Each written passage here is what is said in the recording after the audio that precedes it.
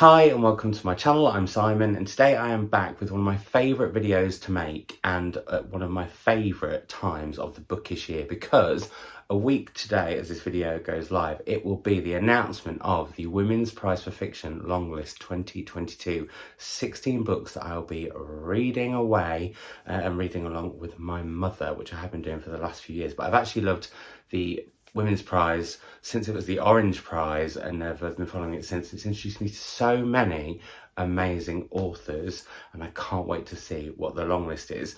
So I have 16 books here that I think could be on the list, some that I've read, some that I've not yet, but I do just want to say, firstly, this list could be very different tomorrow. It was a little bit different yesterday when I was trying to plan it, and that's because there have been so many amazing books by women in the last 12 months. The prize goes from the 1st of April 2021 until March the 31st 2022, and also I am more than happy to be wrong, because what I love about book prizes in general and prize long list and short list is that they can give you a fantastic list of books to go away and read, which, like I said, I've done for many years, including the last few with my mother. We've never done a predictions video together.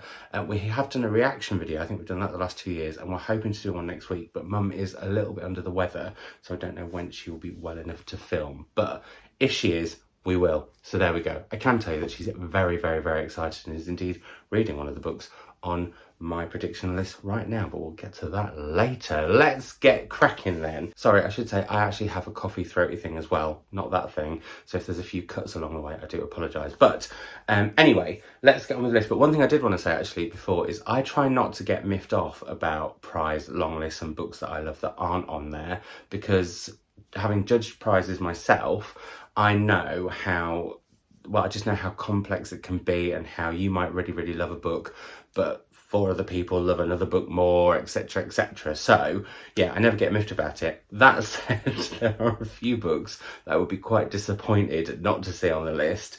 The first of those is a book that I've made a whole video about, and I'm just going to do elevator pitches with these so that this video is not 75 hours long, because it could be, because there's so many good books that I could have put in, and also so much cheating I could possibly do by naming a few extra books. Anyway, I made a whole video about this book because I just think this is a magical book, one of my absolute favourite books of this year, but also I think possibly of the last several years, and that is The Island of Missing Trees by Alicia Fack, which is about a young girl called Ada who is feeling quite out of kilter with everyone at her school. Her mother died the Christmas before we meet her in the novel, and she's asked for some homework to find out her family history from a relative, and she has no one to talk to because her mother and father never told her how they came from Cyprus to England.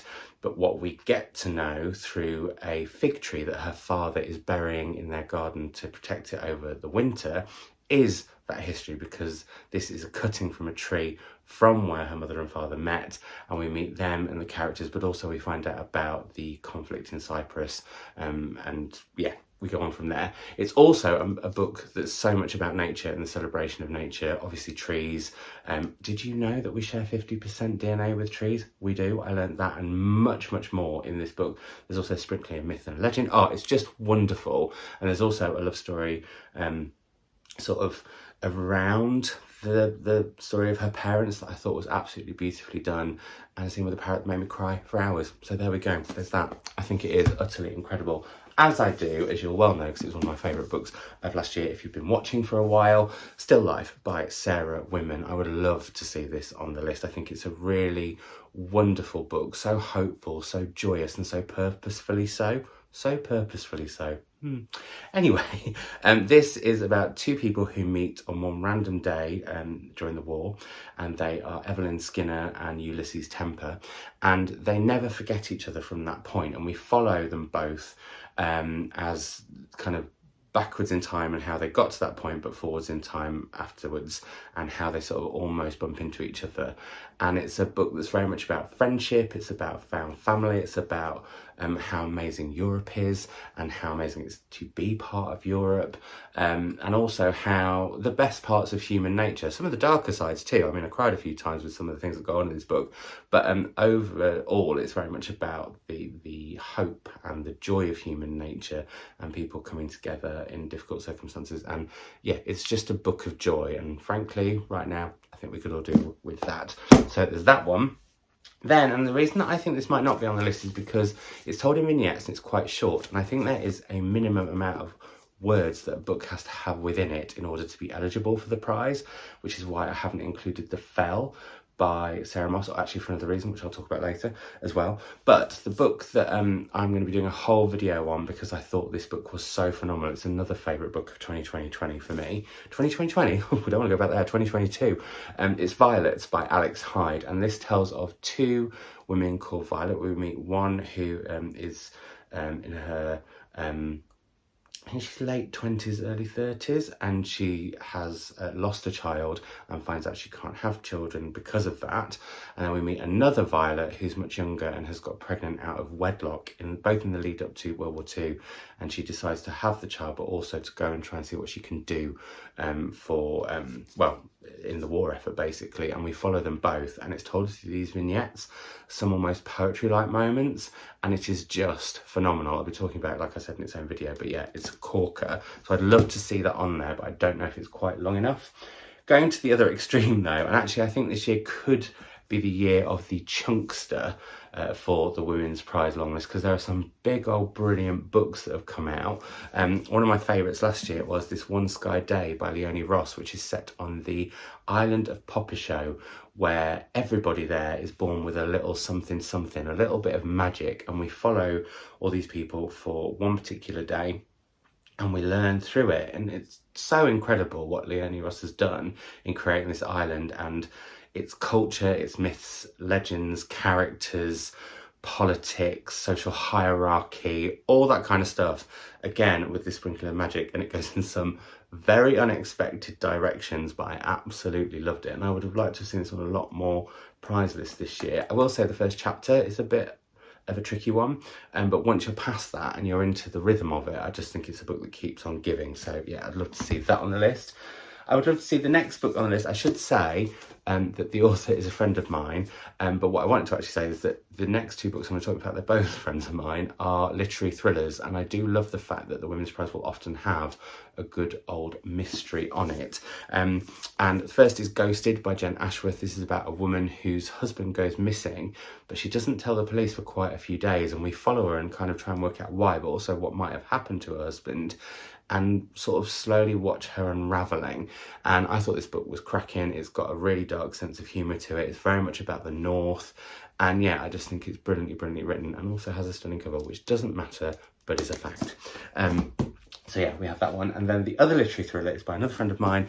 It's Magpie by Elizabeth Day. And I just want to say, like, I can differentiate between my friends writing a corking book and any friends of mine that may not have written corking books. Just putting that out there, just to be frank. Anyway, Magpie is brilliant. It's about a couple who meet and they have quite a sort of fast falling in love, and they decide they want to have children. They also take in a lodger, and it's how she sort of creeps, well, she's overly interested in their relationship, and we follow on from there.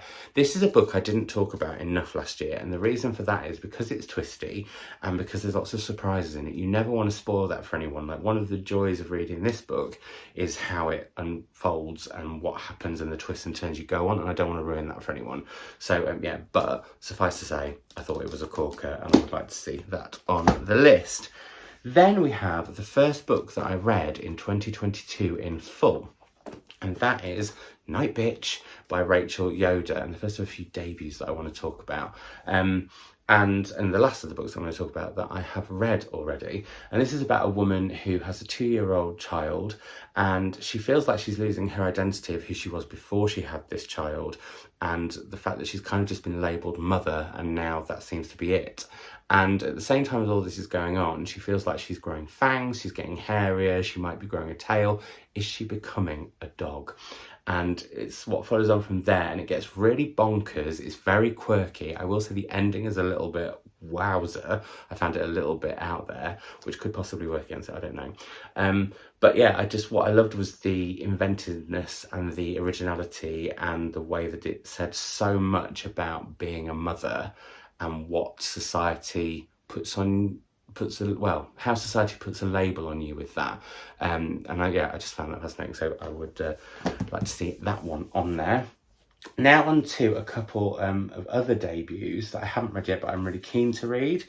First, we have Lauren John Joseph's At Certain Points We Touch, which I think starts off with our narrator walking through the streets early one morning and remembering that it's February the 29th, and that brings back a relationship they were in. And then we go 10 years before to that relationship, which is one that's both a relationship that absolutely defines, but also and was sort of so passionate, but also really toxic. And it takes us over several different years. It takes us over many different years and to several different places, and kind of looks at how this love story, or should they, shouldn't they, etc., kind of encompasses or envelops other people and spits them out along the way. And I think this sounds like it's going to be great. As I do When We Were Birds by Ayana Lloyd Banwo, which is about a woman who a young girl, who after her grandmother dies, takes on the ability that her family has, or every other generation has, and that is to speak to the dead, but also turn into a bird and take dead souls and help them pass on. And we follow this young woman as that happens, and I just think this sounds incredible. It's got quite a lot of myths and legends within it, but also, yeah, I think sometimes I want to just escape in something completely escapist but beautifully written, and I did read a little snippet of this and it feels like that kind of book. So yeah, I've been meaning to read this for ages, and actually I've got so nervous because I think it's going to be such a me book that the slightest possibility that it won't keeps making me think, oh, I'll read it in a week, I'll read it like the week after that, but I do want to get to this at some point. So yeah, I think that could be on there.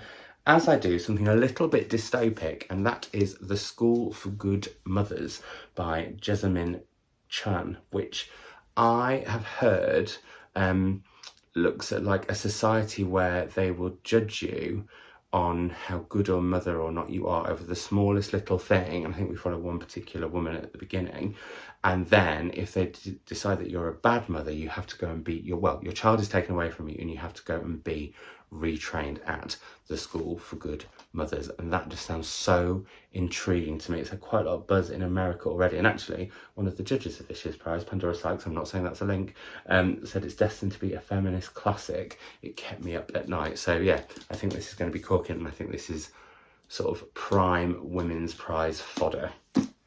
And another book, another debut that I've heard phenomenal things about, and the first of sort of some chunksters that I'm going to talk about. I did mention that I do think that 2022 could be the Women's Prize year of the chunkster. This is The Love Songs of W.E.B. Du Bois, and I should say Honoré Fanone Jeffers, who is a poet, and I love novels by poets. It's something that I'm learning. In fact, I did a whole video on that, which I'll link down below. But yeah, I'm really keen to get to this. I haven't yet because it's a big old chunkster. It's 700 and something pages. But I've heard that once you are into it, you just can't stop reading it, and you're completely like engrossed in it. It's set over like several decades and follows one Black American family from colonial slavery all the way up to the present day, past like sort of the Obama administration, etc. And I think this is just going to be so fascinating. But everyone who's read it has absolutely loved it, so I would not be surprised to see that on there. One chunkster I haven't mentioned, so it's like cheap, it's coming, is Hanya Yanagihara's To Paradise. I thought that was brill.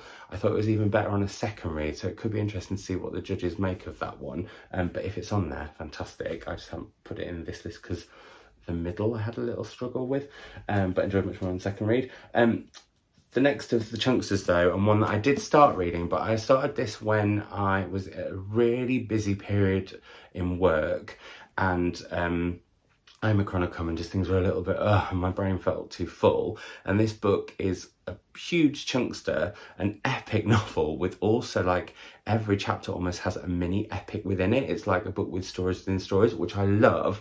My brain just wasn't in the right place for. What is the book, Simon? The book is Great Circle by Maggie Shipstead. Now my mother is reading this at the moment and absolutely loving it. So there we go. That's a little bit of a scoop there. Anyway, it's all about a woman who was one of the first women to fly around the world, so the Great Circle, and we learn her story and the history before her birth, which I really, really enjoyed. And then we also flip to the sort of present day where we meet an actress who's going to be playing her in a movie, and it sort of brings up the Me Too movement and the film industry and a lot of things that are going on at the moment. And so yeah, it is an absolutely epic read, and just like I said, it wasn't quite from my brain at the time, but I did say back when I decided to like DNF it for now then, that I hoped it would be on the Women's Prize Longlist, because I would like to get to it at some point, and that would be a good way to do so. So that's why I am hoping it is on the list as well, because I want to get around to it and read it, but I've just heard amazing things. And then we have another chunkster, which is Palmares by Gail Jones, and I think this is again another kind of epic saga set in Brazil. And my first husband was from Brazil, and I love the culture, I love the history, I love the people, and I don't read enough fiction either from Brazilian authors or set in Brazil itself, and I wanted to also cover, not that matters, but isn't that stunning? Also, Gail Jones, this is her first book in quite a long time, and so that really, really intrigues me, because it also means I've got an author I can head back to the previous novel. Another author actually that could fit into that category of an author who hasn't written a book for a long time but could well be up for the prize is Monica Ali. I have not read that one yet, but that's a possibility too. I also like the fact this has got Tara Jones, a previous winner's quote, on the cover, and at some point I really want to do a reading vlog where I read a book and then read a book by someone who's quoted on it and carry on like that, like a chain reaction, I guess. But yeah, I would love to see this on there again, because I've been meaning to read it for ages. It sounds incredible, and it's an author who so many other authors have recommended, but doesn't seem to have had the well, it's had the acclaim, but hasn't had the public attention that they probably deserve. Like Jen Ashworth, who I mentioned earlier, because I think we should all be reading more of Jen's work, and she's got a whole back catalogue to go through. Anyway, on to an author who, if I love this book, will officially be one of my favourite authors, because it takes 3 books with me for you to become a favourite author, if any of you are watching out there and care. The author is Hannah Kent, and this is Devotion, which came out earlier this year. I've been meaning to read it for ages. I've heard it is an incredible lesbian love story. I'm thinking it might be historical, because Hannah Kent's 2 previous novels have been, and I would like to see some Australian lit on the list. I have a real love for Australian fiction. I haven't read any for ages, so I need to address that anyway myself. But the other one that I was thinking of actually is Sorrow and Bliss by Meg Mason. I wouldn't be surprised if that was on the list, but yeah, I would love to see Devotion on there. And then penultimately for my 16, and like I said, these I'm sure could be completely wrong, but I was thinking, I mentioned earlier about books, we need books about joy right now, and that I hadn't chosen The Fell because it was short, but also it looks at the pandemic, and I'm not sure whether pandemic fiction will be, well, because of it still going on, whether people will be kind of fed up with it, or whether it's something to read to understand what's going on right now. Anyway, this book deals with a mystery illness. It's The Raptures by Jan Carson. I think it'd be great to see some Irish fiction on the list. And this, from what I gathered watching, I think it was Mercedes was talking about this, you get what it says on the tin, but actually so much more, and it goes off in lots of different directions. And when you're judging a prize, it can be those sort of books that really stand out, that will sort of stand out for the remaining time that you're judging. Anyway, this is set over one summer in Ireland, where everyone's excited about the summer. One girl particularly that we follow, I believe, and then one of her classmates comes down with a mysterious illness, and slowly but surely lots of the children get it, and we follow on from there. Could be too close to the bone, because it does feel like, you know, lockdowns have never ended, and at first we were quite into trying to read sort of dystopic fiction around pandemics, but maybe people are done with that now. I don't know, but I just thought it would be worth mentioning this one. Again, it's a book that I really, really want to read, but there's so many that I want to read. Like on that shelf alone, I can see several. There's loads behind, well, sort of more that way actually, that could count as being books. I've just seen A Room Called Earth by Madeline Ryan, which is another Australian book that I'd love to see on the list. I just spotted The Maid by Nita Prose, or you've got, like I mentioned, Love Marriage by Monica Ali, or I mean, I Love You But I've Chosen Darkness by Claire Vaye Watkins. I mean, there's so many I can't even. But my final choice for this possible list of predictions, which, like I said, could change on any given day. But this book, I've got like a gut feeling about this one. It's Louise Erdrich's The Sentence, and this just sounds like book lovers' catnip, but also just wild and wonderful and brilliant and bonkers, and I'm desperate to read it anyway. This is the American edition, I should say. I had this imported like I did Alicia Fack's book, because I just like the covers more. But what's it about, Simon? Get on with it. So this is all about a bookshop which is haunted by one of its previous customers, where a woman goes to work after she has been in prison serving a sentence. The Sentence. But I think also the title riffs on the fact that this is very much a book about books. I love the fact that it's about a bookshop that's haunted. I love the fact that we're going to find out sort of the past of this woman who's been in prison and why. And I think it's going to be not what you expect. And oh yeah, I think it's going to be fab. So yeah, I would not be surprised to see this on the list next week when it gets announced. So those are my 16 predictions today. Like I said, they could change on any given day. I would love to know in the comments down below what you think of this list, and if you've read any of the books, what are your thoughts. Although actually, if I've not read them yet, the reason that I've mentioned them is because I'm super duper excited about them, and I don't want to hear anything negative about them right now. Once I've read them, you can tell me all your thoughts. I love that. But also any books that I've missed that you think will be on the list. I mean, for example, Anne Tyler, I've not mentioned that one. I mean, I could go on. There could be a whole, like I said, it could be 75 hours long, this video, with the possibilities, but I've tried to be quite strict with myself, and also changed it up quite a lot from what I thought I was going to predict. One of the books I meant to mention, actually, that I didn't mention, was Sarah Hall's Burncoat, because again of that pandemic thing. Anyway, I could go off and waffle for ages. Let me know your thoughts in the comments below on what you think of my list, but also what books you think might be on the list that I've missed. And I'll be back on Thursday with a pre-recorded video, because I think I need to give this throat a little bit of a rest for a while. And that's with the wonderful Kate Harris from Harris & Harris Books, who, if you don't follow on Instagram, you absolutely must. Her What's in the Box, Mrs. Harris, have been some of my favourite videos. It's where she shows what she's going to be stocking in her bookshop and talks through them, generally with a little snifter.